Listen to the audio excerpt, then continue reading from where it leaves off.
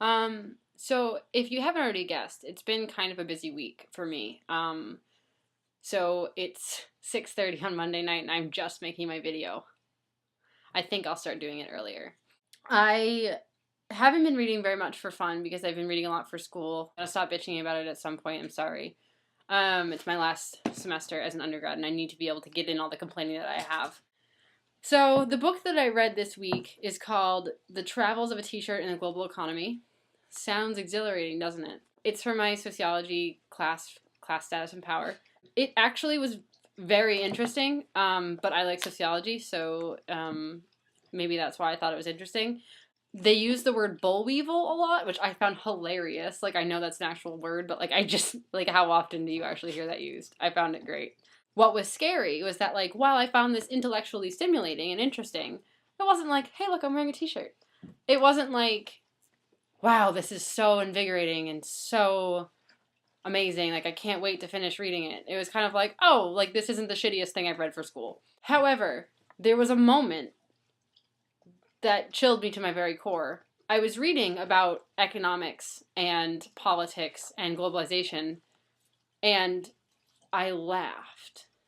And not like, ha ha ha ha, slave labor is so funny. It was like, the author phrased something in a way that was amusing, and then I tied it into this book being about economics, and I was like, why am I laughing at something like this? For the record, slave labor is not funny, but when you're referring to a concept and you say it in a funny way, it is funny. The concept, not slave labor. Digging a very big hole. I was just confused that I was laughing about economics. That's it. I'm not going to recommend it because it's not for anyone. Everyone. It's not for anyone. It's not for everyone, but in terms of school books, it wasn't the worst. I was really pissed because I have the first edition, even though I ordered the second edition, and I missed... Jack, go away! I missed, like, 4 chapters. I'm currently... Will you get on the bed? Go! There you go. He gets nervous and can't do it himself. What I'm reading for fun is A Tree Grows in Brooklyn. I cried because I accidentally put it down in tea, and it's not my book, it's Erica's. And I felt horrible, and she was like, I really don't care, like, I'm probably not going to read that. And I was like, I'm sorry. It was very attractive. I'm enjoying it, and I'm not enjoying it in the sense that, like, I find it, similarly to the other one, I don't find it, it's like a page turner for me. But I think what is great about it, A, is this quote on the back, the world is hers for the reading, which I really enjoy.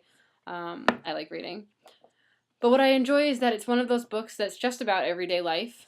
But the character is endearing enough that you care about the character. And